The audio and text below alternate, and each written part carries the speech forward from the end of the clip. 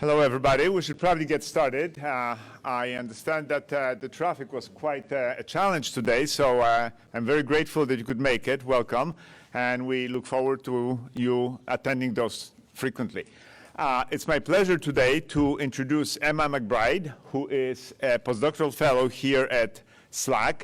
She is actually she's been honored by being awarded a Panofsky Fellowship, which is one of the prestigious fellowships that leads into a more permanent position here at the laboratory. Emma has grown up in Northern Ireland, I understand, in Derby, you said? Derry, sorry, in Derry, and she moved on to the University in Edinburgh afterwards, and past that she continued with her postdoctoral fellowship. First of all, she finished her PhD at Edinburgh and continued with her postdoctoral fellowship in Germany at DESY, and eventually was awarded the prestigious Ewald Award for her work. And we're lucky that we have her here at SLAC because the range of research that she's doing is really quite astonishing, quite amazing. And you will hear all about it. So without much more ado, here's Emma. And by the way, I should say that at the very end of her talk, we will have some time for questions. And at that point, I'll ask you to use the microphones. Only one person can actually use the microphone at a time, and I will recognize that person once the talk is over. You will push the button on a little box underneath of the microphone, and you can ask a question. We probably will be able to go through maybe 4 or 5 questions afterwards, and then we'll have some time, and we can talk informally about the content of the talk. So thank you, and let's welcome Emma again.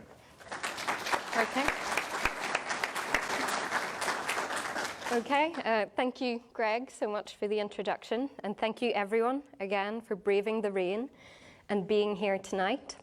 I'm going to talk to you about what I find interesting about studying materials at high pressures.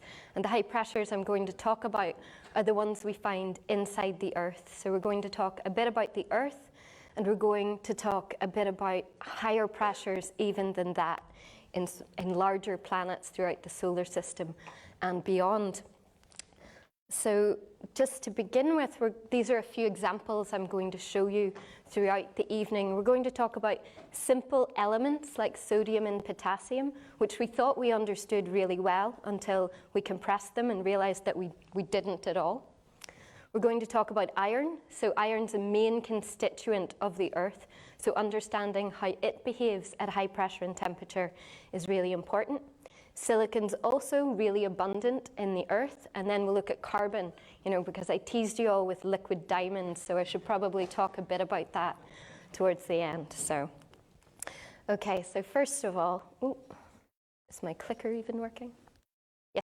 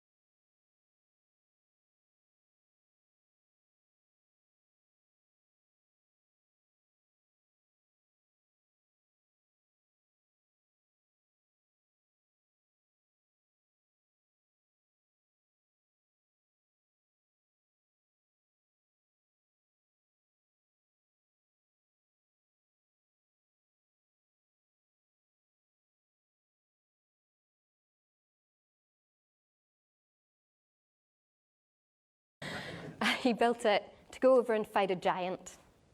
So he goes over to Scotland to fight this giant, and he realizes the giant is twice his size. So he panics, he runs back home and tells his wife.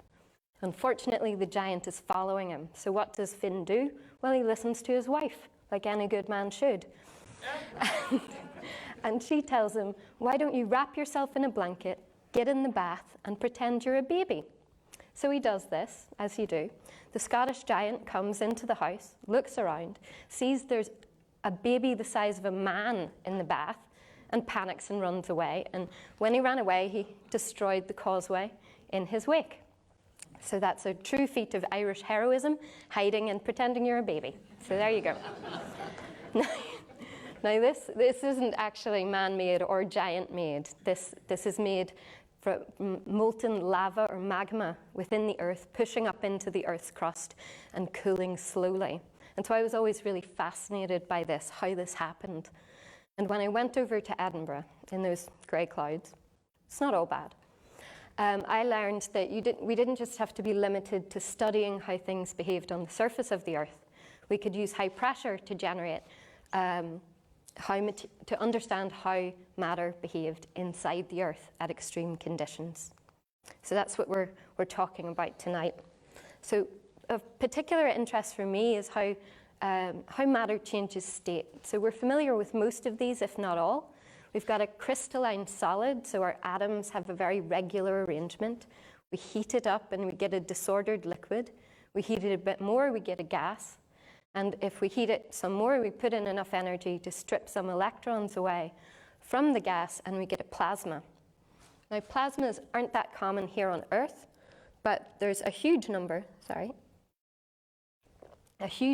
found throughout the universe in the center of giant stars like our sun, or in the center of giant planets like Jupiter. So mostly I'm going to talk about solid to liquid phase transformation, so melting. Or I'm also going to talk about solid to solid phase transformations, which I think about pretty much every day, but I'm told that's not really very normal, actually. So I thought I'd give you a couple of examples. So this is a piece of tin. So tin is a very simple metal. It's just sitting on a table, and the atoms are arranged like this. What happens when we cool it down to minus 40 degrees Fahrenheit is pretty spectacular. Right, we go through this phase transformation where the atoms rearrange, and that causes the whole material here to expand, to break, to fail, to even change color. And this isn't just, it doesn't just look cool in this little video, it actually has real life implications. So back in 1812, Napoleon invaded Russia. And on his soldiers' clothes, the buttons were made of tin. Now that's all very well in France, where the weather's pretty nice. But you go into Russia in winter, it can get very cold. So what happens is the buttons failed, and that contributed to his soldiers freezing to death. So phase transformations are very important. The lesson I got is don't invade Russia, but never mind. Another example we're going to talk about today is carbon. So carbon, these are two famous forms of crystalline carbon. On the left, we have graphite. We have hexagonal layers of atoms, and then there's very weak bonds between these layers.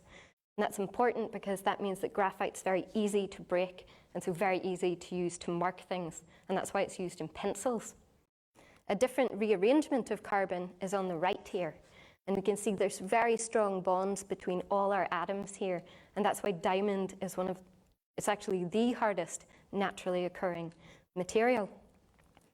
And you might have heard the phrase, well, I'm sure everyone's heard the phrase, diamonds are forever, either from James Bond or Shirley Bassey sang the James Bond theme. It's actually not true. And it was actually dreamt up in 1948 as a slogan for an advertising campaign for a diamond mining company, De Beers, because after the Great Depression, Americans weren't spending their money on diamonds, they were spending it on stuff like, food to keep alive.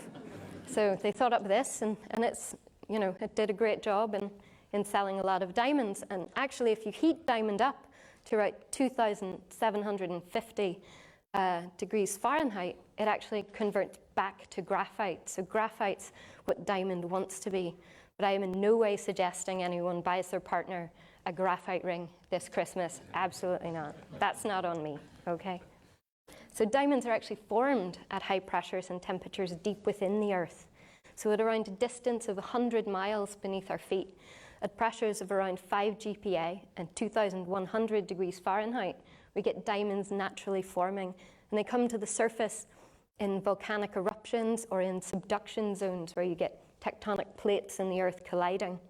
You also find them in impact zones, but we're going to come back to that later tonight. And we're going to focus first on what's going on underneath our feet.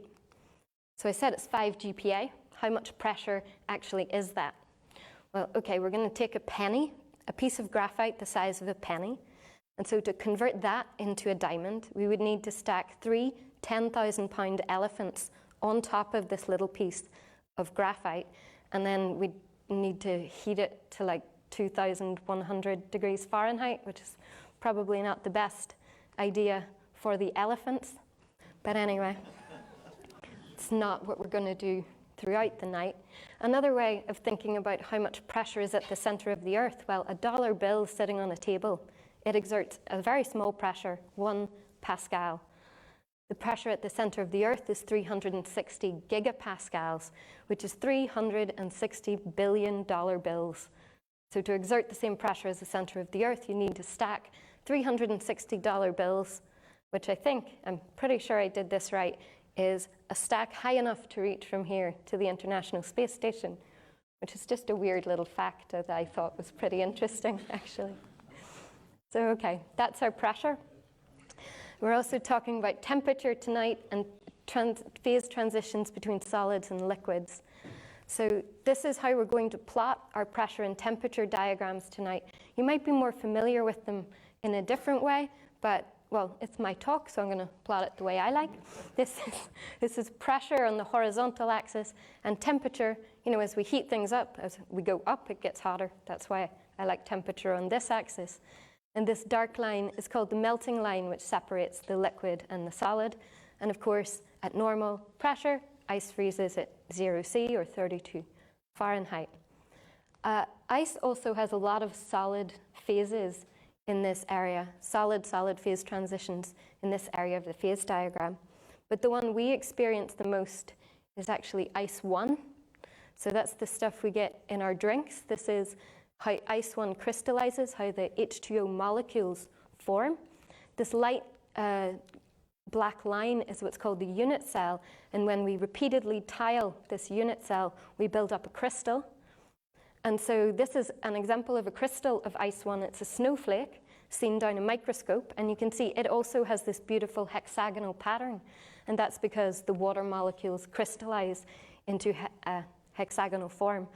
So I guess the point I'm continually trying to make is what happens to the atoms has a big effect on what happens to the macroscopic structure. Okay, so if we had about a week, we could talk about all the different phenomena we could study at high pressure, but thankfully for you all, I have to let you out of here after an hour. So we're going to focus on 2 things tonight: understanding matter inside planets, and then we're going to look a little at simple systems and trying to understand how they behave at extreme pressures. But first, I thought I would take a little historical tour, because I learned a lot of this when I was preparing this talk, and I find it extremely interesting, and I hope you do too. So we've known the Earth as a sphere for a really long time. Okay, sorry, flat earthers, that's a given, okay? We didn't know what was going on underneath our feet, however. Back in the 17th century, there were 2 opposing theories.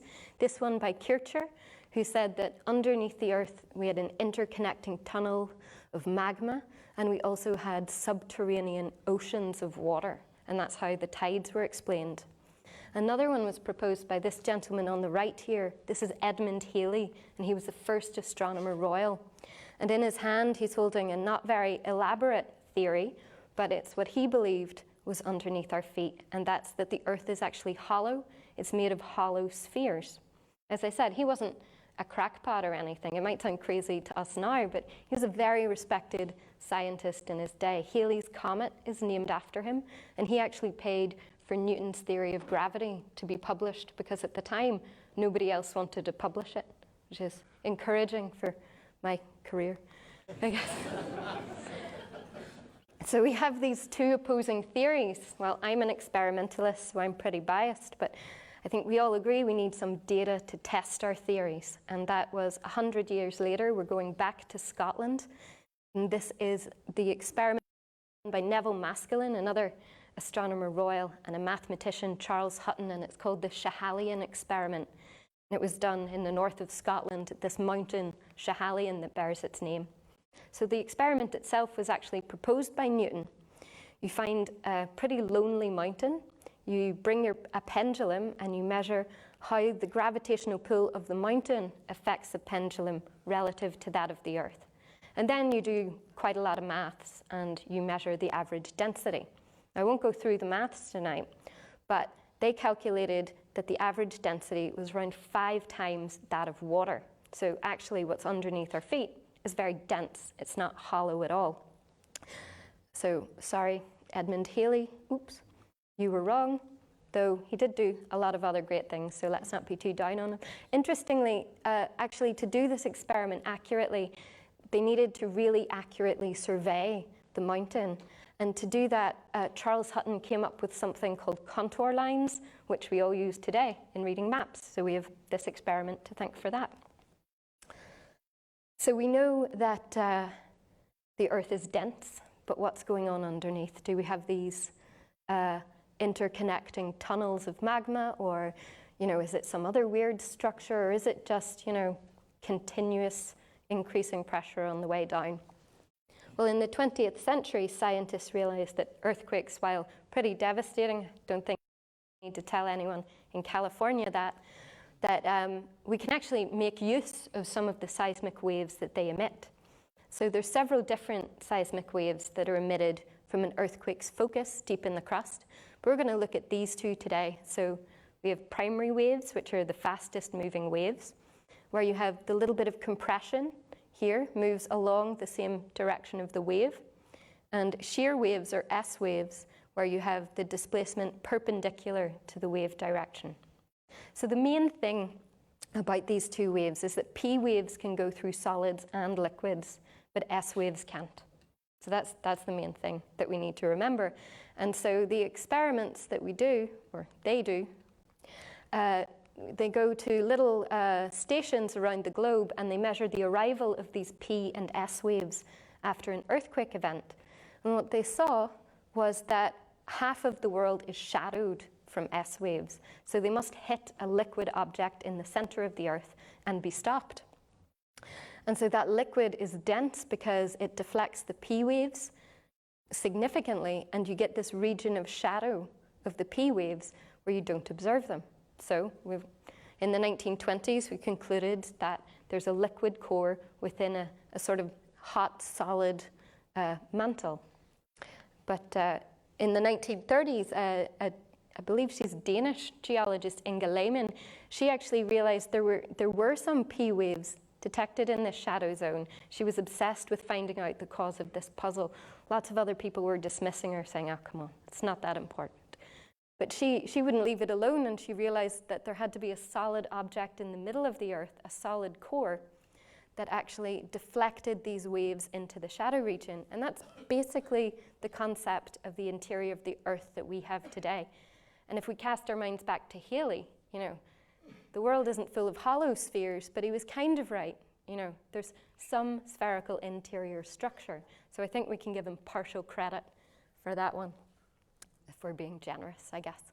So this is kind of the model we have now. As I said, a solid inner core, a liquid outer core, the mantle, which is a hot, solid and liquid mixture, and then our crust on the surface where we all live.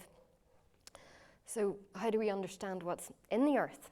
Well, the first thing we could do is dig down. So do what Jules Verne suggested and journey to the center of it. And we did try that, or the Russians did at any rate. So this is the Kola super deep borehole, which was a digging project begun by Russia in the 1970s. And they dug a hole 7.6 miles deep up at the Norwegian border to investigate what happened as we go deeper into the Earth and sample rocks that are older and older and older. So yeah, as I said, it's actually 9 inches across and 7 miles deep, which is pretty astounding. But they wanted to go deeper. Unfortunately, the rocks down at this depth are so hot that they could no longer continue to drill. And in 1994, after almost 25 years they had to give up.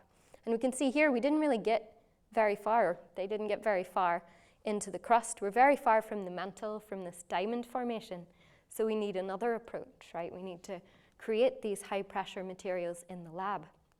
Now that's not to say we've given up on digging entirely, right? If you've been watching the news, InSight, NASA's InSight mission has just touched down yesterday successfully on Mars. It sent back this photo of the Martian landscape, and it's using some of what we've already been talking about tonight to understand the structure of Mars. So it has a seismometer, which it'll use to measure Mars quakes, to understand the internal structure of the planet, and it'll also measure heat emanating from the core to understand how hot the interior is and to estimate the age. And to do that, we're going to dig down 16 feet. So not nearly as deep as the Kola borehole, but we haven't given up on digging. And that's hopefully going to tell us about how rocky planets like Mars and the Earth have formed. So anyway, how do we create high pressures in the lab? Well, this is a really workhorse instrument of this field. It's called a diamond Anvil cell. So we're using diamonds to generate high pressures here. So it operates on a very simple principle. So we're just using this little equation. Pressure is force over area. So to maximize our pressure, we minimize our area.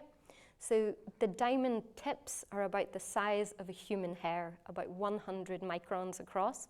And you put your sample between them, and pressure is generated by forcing the diamonds together. And another great thing about diamond is you can see through it. So we can go to a microscope, and we can look down it, and we can see what's happening to our sample at high pressure.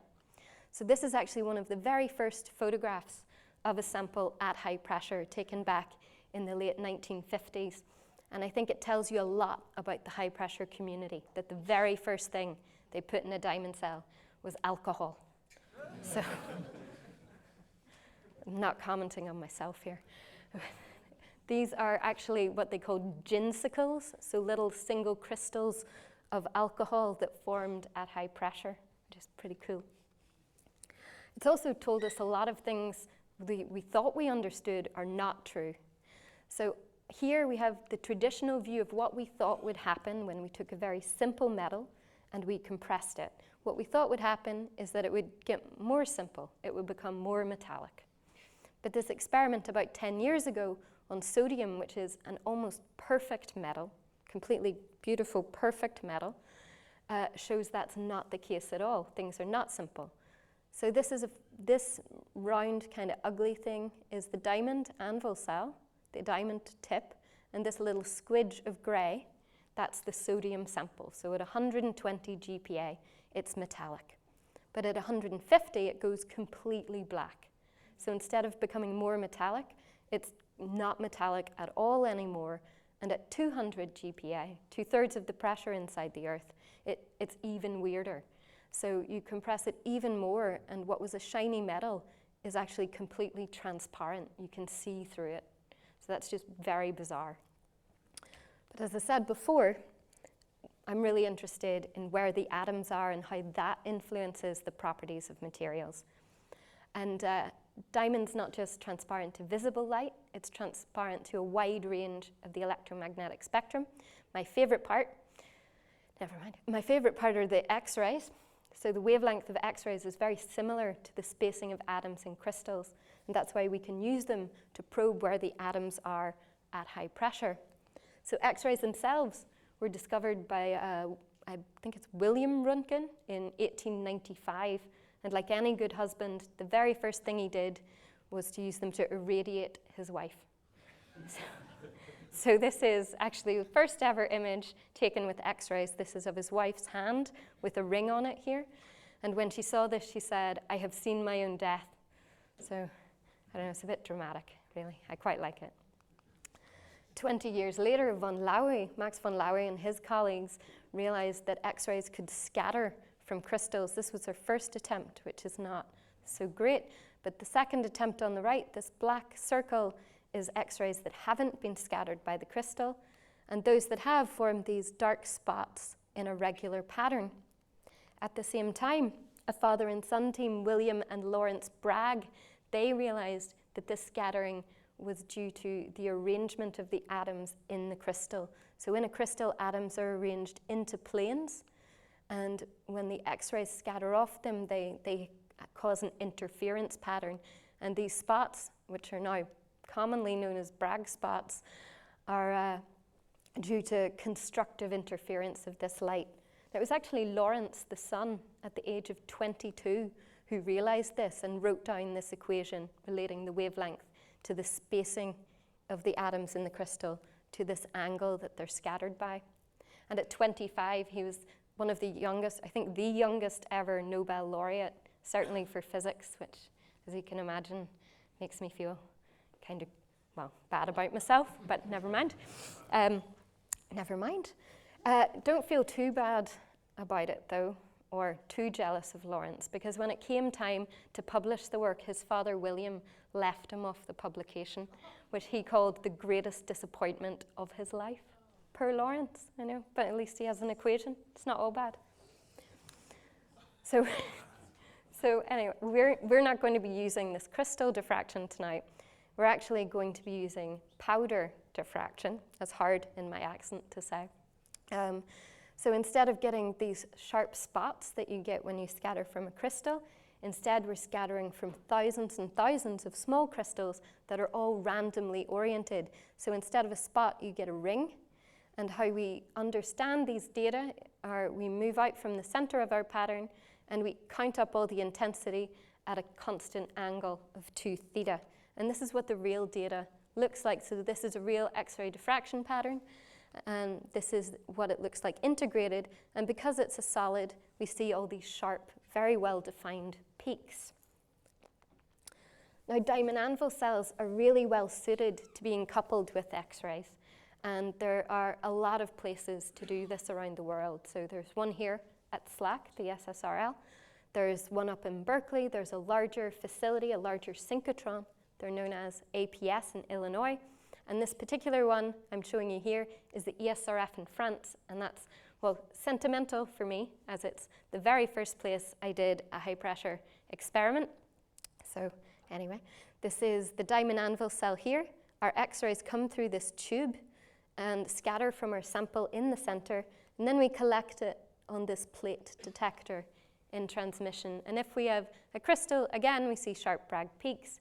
And if we have a liquid, we do see scattering, but all we see is this broad hump instead of the sharp regular pattern in the liquid. So my first experiment, again, this was on potassium. So potassium is a candidate material to be in the core of the Earth, along with iron and a number of other. It's not at a huge percentage there. It's also found within granite and other rocks in the deep crust of the Earth. But that, to be honest, was not why we were studying it. We're studying it because it was sodium's neighbor, and sodium did all that weird stuff by turning black and turning transparent at high pressure. Potassium does similar things, but at much lower pressures. So at 18 GPa here, we have our diffraction pattern, and a nice simple pattern and a nice simple crystal structure. But we increase our pressure, and this happens. Now, this was my first experiment, so I panicked, I'll be honest with you. Going from something that looked like that to that was a little intimidating. But the beautiful thing about X-ray diffraction is that we can account for the position of every single one of this forest of little peaks, and we can understand where the atoms are. So that's why it's so beautiful. And this is what it looks like. So complex pattern, insanely complex crystal structure. This is what's called a host guest, which it'll take like an hour to go into details here, but very simply, it's a cage of atoms, and inside this cage, the light gray atoms, we have a chain of other atoms of the same element, and they interact with each other very weakly. So it's a very strange form of matter. It's actually the same crystal structure that sodium adopts when it transforms to this black phase. So it's really bizarre, and we see these all over the place, actually. Now, we can also look at solid to liquid phase transformations. So this thing sitting around our diamond cell is a resistive heater. So we can raise the temperature of our nice simple solid, and we can melt it. And by changing pressure and temperature a lot, we can map out the melting line of potassium. Now, for simple systems, you expect you compress it closer together, the atoms interact strongly, more and more strongly with each other, and it gets harder and harder to melt. So that does happen for a little bit, and then it doesn't for a long time. So it does this weird, it gets much easier to melt as you increase pressure. Then at higher pressure, again, the melting line rises with no end in sight, at least not. This is the maximum temperature we could reach with resistive heating, so around 800 Kelvin. As I said, there's a little bit of potassium potentially in the core of the Earth and some in the crust, but most of the Earth is comprised of the mantle, and we have complex silicates like SiO2, which is quartz or glass. We have a liquid outer core, which is supposed to be iron or an iron-nickel alloy, along with other light stuff, and then iron again in the center. So understanding the melting behavior of iron is very important for understanding the inner behavior of the planet. Unfortunately, the temperature at the core of the planet is pretty hot, right? It's around 9,500 degrees Fahrenheit, which is similar to the temperature at the surface of the sun. So it's, our limit was around 800 Kelvin. This is 5,500 Kelvin. So to get here, we have to couple in a laser to heat our sample instead. And that works very well. We see our diffraction pattern, and in between these sharp Bragg peaks, we get our broad diffuse feature here, our broad peak, which tells us that we're melting. Great, so we can melt iron. That's perfect. That's what we want. So this is our pressure temperature diagram again. We have a number of solid phases. We're not going to worry too much about them tonight. And this black line here is the melting curve. Now, the highest temperature that we've detected liquid using this technique is at around here. And when we compare to the pressure and temperature conditions inside the Earth, the inner core is way up here. So the geotherms, the pressure and temperature conditions as we journey towards the center of the Earth. And we're at a factor of 2 below this in pressure. So we're nowhere near the conditions at the center of the Earth. And the reasons that when we're coupling this technique with X-ray diffraction, we have highly stressed diamonds that we're heating with a laser. So the diamonds have a tendency to break, unfortunately. So we're kind of limited in the pressures and temperatures we can reach with this technique. And we're also not interested just staying here on Earth, right? I wanted to be an astronaut, so let's try and get out there somehow, right? Center of Neptune's at 800 GPa. Jupiter is at 7,000 GPa. And so with this technique, we've got no hope of understanding what's going on there. And this is actually data from NASA's Kepler mission, which finished this year. And they were detecting exoplanets, so planets out there beyond our solar system. And these yellow dots are all the planets that Kepler have found, which is it's just amazing, really, to be honest. And what we can see here is that this is the mass of the Earth, and pretty much everything is much more massive than the Earth, and so it has a much higher internal pressure than the Earth as well. So we really need a way of getting beyond this. So now we cast our minds back to those impact craters I mentioned. So way back when we were talking about diamond formation, I told you that in some meteorite events, we see the formation of diamond. And what happens is if we have a meteorite of sufficient density traveling fast enough that hits the Earth, we get a shock wave. Now, a common example you might know of a shock wave is a plane going supersonic, so the sonic boom, which happens when a plane is traveling faster than the speed of sound in air. And the same thing we're doing in a solid or a liquid here is we're compressing faster than the sound speed of the material. Now we're back to Scotland again. A lot of our understanding of shock waves is thanks to these two gentlemen. So this is William Rankine and Pierre-Henri Hugonneau. So we're off to France as well. Rankine and Hugonneau worked completely separately on the same problem and actually came to the same conclusion through very different routes, which I think is pretty cool. So in the late 19th century, they realized that a shock caused a jump in both pressure and temperature in a system. and could relate the velocity of the shock to that pressure and temperature, which was really important. So going back to our pressure-temperature diagram, if we shock something, we reach one single state in pressure-temperature space. At a higher shock, we reach higher pressure, and so on and so forth. And then there is a line which connects all these that we're going to use for the rest of this talk, and that's called the Hugonio. There's no Rankine line, unfortunately, but Hugonio died extremely young. Well, I say extremely, a few years older than me, at 36. So I guess that's why he got the line named after him. Rankine was an older gentleman, but I feel a bit bad for him all the same.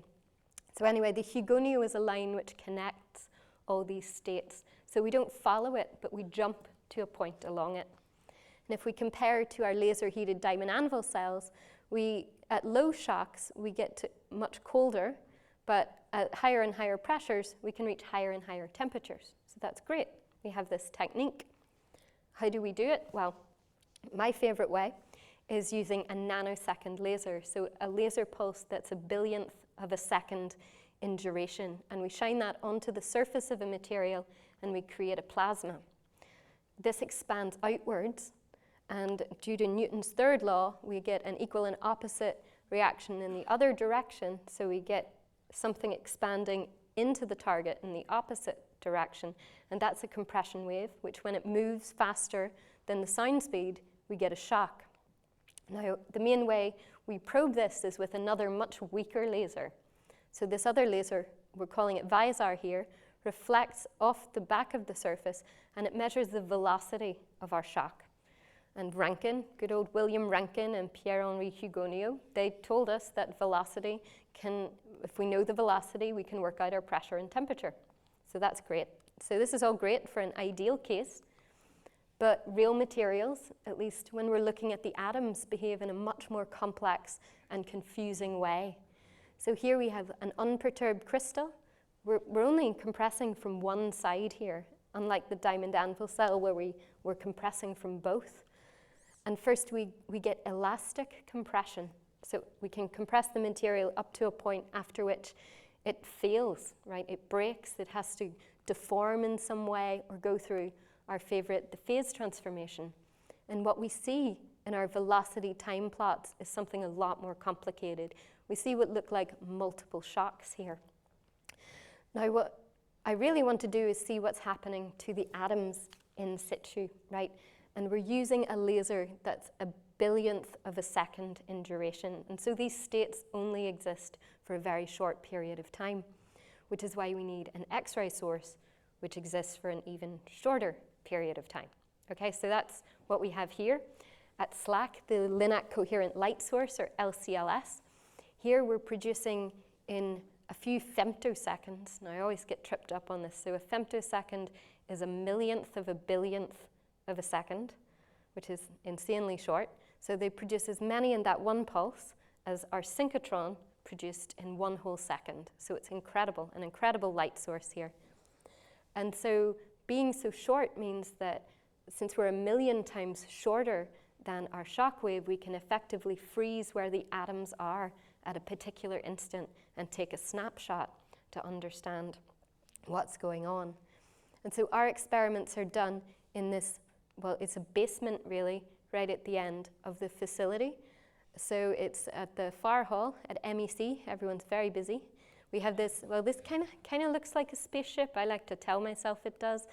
This is the target chamber where we set up our experiments, and this is me, actually, looking very glamorous. I'm sure you'll agree, with my hairnet and face mask, setting up an experiment here to study shock waves.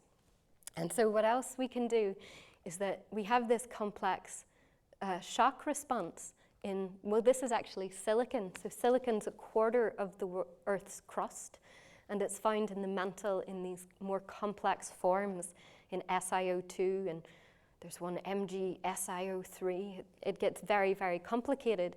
And so I'm a physicist. I like to study something simple, try to understand that.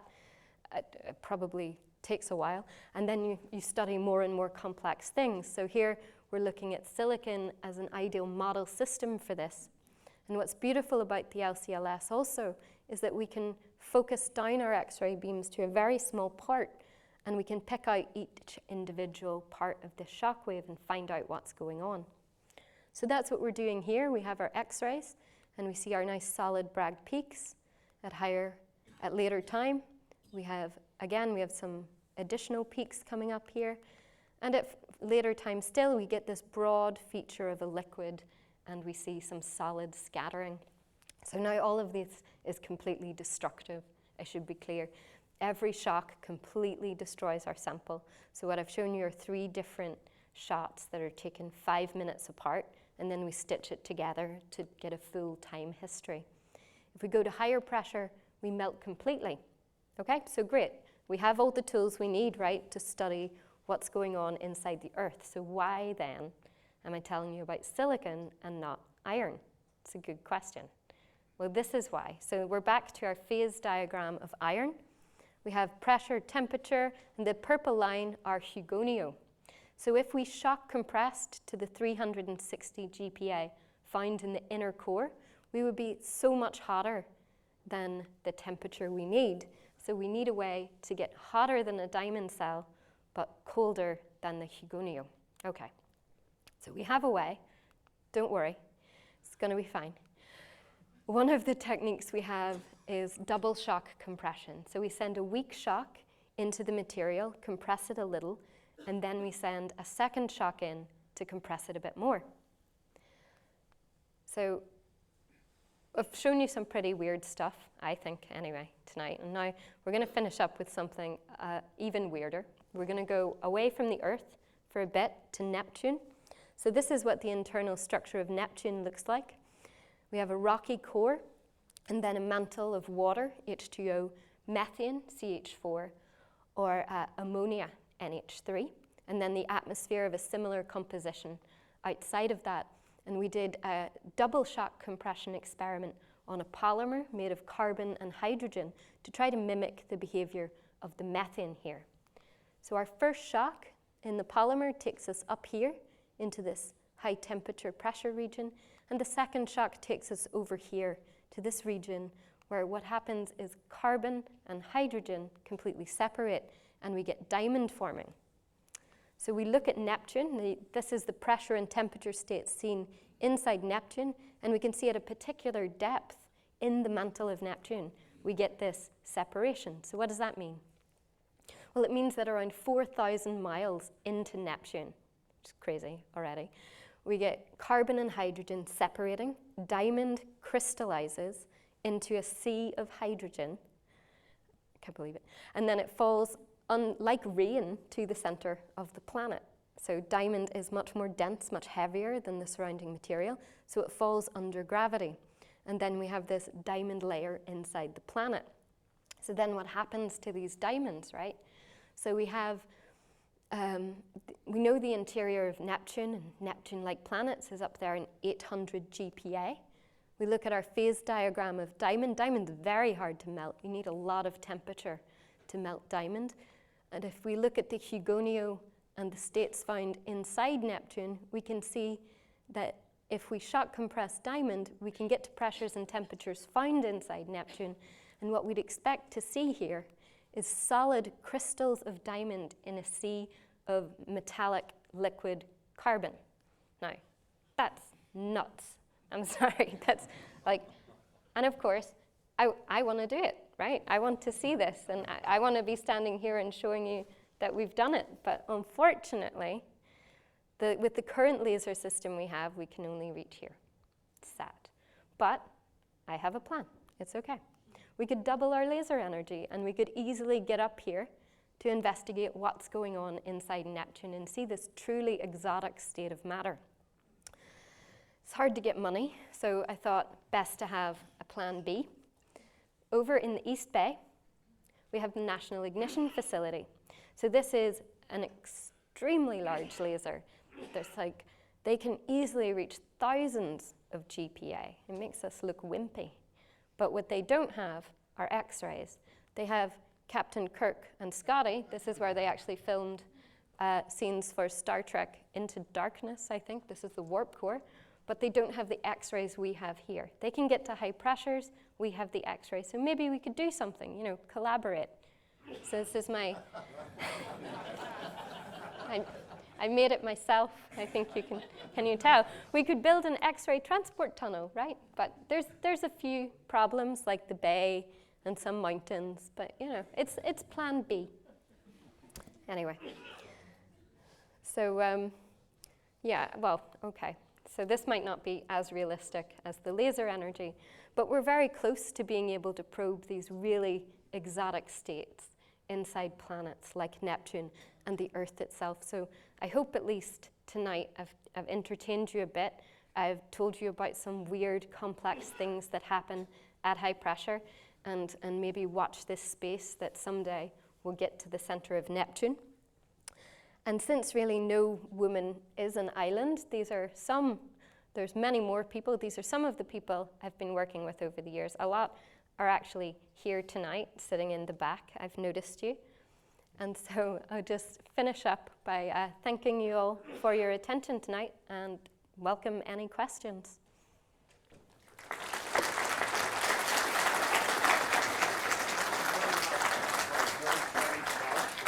Entertaining planet bed. So we have time for some questions. So again, if you raise your hand, I will recognize you, and then you can push the button on the microphone stuff bottom. Oh, go ahead in the back. When you when you say that diamonds are raining inside liquid carbon, did I get that right? No, yeah. How fast would they be falling? Oh man, that's okay. So we could probably calculate it. I don't know all the numbers off the top of my head, but we need to know the mass and density of the material below it, and also the mass of the diamonds and the size of them. From our experiments, we've seen that the diamonds are nanocrystalline when they form, so they're very, very small. So I don't have an answer, but off the top of my head, I mean, we should be able to work it out. Okay, go ahead. Hi. Question. A couple of years ago, there was a planet discovered that was the entire planet was diamond. Is it a result of basically the whole atmosphere just disappeared, or what's your take on it? That's very interesting. I think that planet's called Lucy, right? They nicknamed it Lucy in the Sky with Diamonds after the Beatles song. Well, it would be feasible, certainly, but I'm not certain that it would happen to something like Neptune itself. I mean, we don't just lose the atmosphere, we have solid other ices there as well. So that's, yeah, an interesting question of how a completely diamond planet would form. I think it would have to start by being almost completely just carbon and wouldn't have any of the water and ammonia that these planets have. But I think what we've really learned, the more we look, the more we're astounded by what we see, right? These thousands of exoplanets out there outside of our solar system, all showing very strange behavior. The macroscopic effects of the tin after being exposed to low temperatures, it persists into high temperatures. I'm curious, with the materials you see at high pressures, maybe the shocked characteristics, do you see any of those persisting back to standard atmospheres and temperatures? Yes, actually, that's a great question. There's a good example is a form of quartz, or sorry, SiO2. So we only see that in meteorite impact zones where you have shock compressed it and it stays afterwards, it doesn't revert back. Much like diamond, you have to put in a lot of energy to transfer it back into its original material. So sometimes we do indeed. Yes, I saw something recently about Mars losing its liquid core at some point, which radically changed the atmosphere and the conditions on the surface and so forth, like the loss of water and all of that. Any idea what could have caused that, that core to solidify? Well, so we're all cooling down. I don't think my face is right now. I'm a bit warm, but the planet is cooling over time. And I think that it's likely due to the composition of the inner core of Mars. In the Earth, we have a lot of radioactive elements, which actually contribute to 80% of the heating of our planet still. So if Mars is lacking that, then it would cool down, and there would be nothing to set up the magnetic fields that keep all of us pretty safe and protected from the sun. So I would guess that's it, but hopefully InSight, the NASA mission, will provide a lot more information on that. So. Go ahead, Paulo. Thank you for a very nice talk, Emma. I was wondering, how can we constrain, how do we constrain what the composition is at the interior of distant planets? So I know we do a lot of spectroscopy of elements, of looking at emission lines, for instance, of particular elements. It's a very good question in of itself. So all of the planets will have formed at a certain time in our history, right, from a protoplanetary disk. And the further out you go, the lighter the elements are.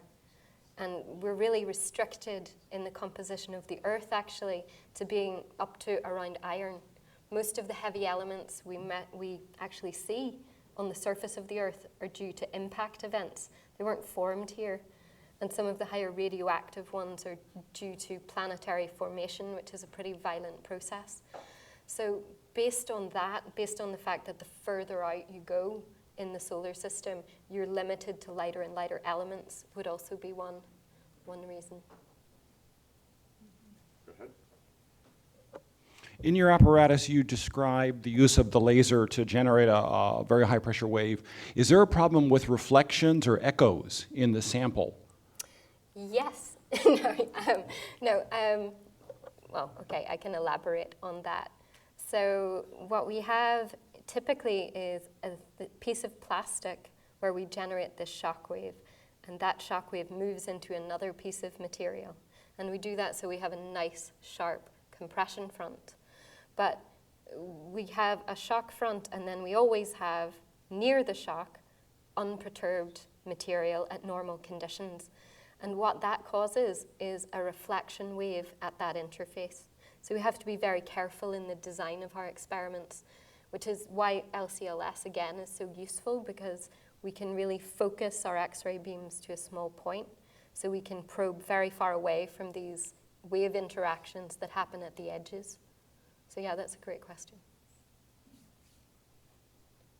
All right, I have a question, Oh, no. if I may ask. Yes, go. Earlier in your talk, you talked about this very strange change of state of sodium, I believe, under very high pressure. Is the material still conductive? Is it an electrical conductor? Nobody has measured it. No one has directly measured its properties. They've run simulations on what they would expect, and it's expected to be an electrical insulator. The electrons actually are supposed to get trapped into regions in the crystal structure, which is why it goes transparent. Very interesting. So it's very bizarre. It's really, really cool. I think it's cool. Great. Yeah. I have a couple of questions. Let's start with the back and then we'll keep it front. Go ahead. Thank you for this talk. I have another question. So you talked about iron, which is relevant for the center of the Earth. What about hydrogen? Because recently, like in the past years, we have been talking about solid hydrogen, which could be really useful for spacecraft. Like, is it possible right now to generate solid hydrogen, or should we wait a bit longer? Is it to shock or just study solid hydrogen? Just to create or study solid hydrogen. So is it possible to? Absolutely. That's actually a huge field of research in high pressure is devoted to looking for what's known as metallic hydrogen. Sorry, I'm losing my voice here. So at around 400 GPa, hydrogen was expected to transform to a metal, and that metal was supposed to be quenchable. We were supposed to be able to bring that back to ambient conditions, and we were supposed to, have spacecraft and, I don't know, superconducting, everything. It was going to be amazing. It's a hugely active part of research, both in diamond anvil cell and laser compression. So, yeah.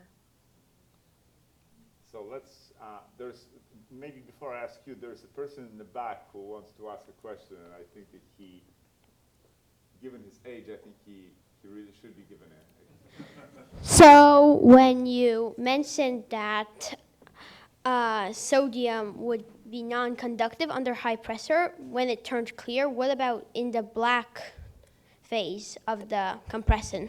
Yeah, that's a great question.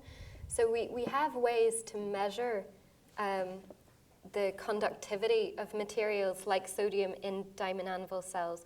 What you do is you put small wires into the sample itself, and you measure the conductivity, the resistivity directly. With sodium, it's so reactive. So if it hits atmosphere, it completely oxidizes, or water, it'll burst into flames. So you can't do that with sodium very easily. So again, like the transparent phase, people have performed calculations, and they say it's a semiconductor, so not a metal or an insulator, but somewhere in between. Right, you had a question? My question is very basic. I'm just curious about the anvils themselves. Is it truly a flat surface against a flat surface? And if so, Yeah. almost everything squishes out. Yeah, well, okay, so we have I can go back actually, that might be useful. So to the schematic. So that's true, and initially they didn't have this material in green is a piece of either tungsten or rhenium, which is the sample chamber. So you create an indentation with the diamonds and then drill a hole in this piece of metal, and you put the sample inside this little chamber, which holds it.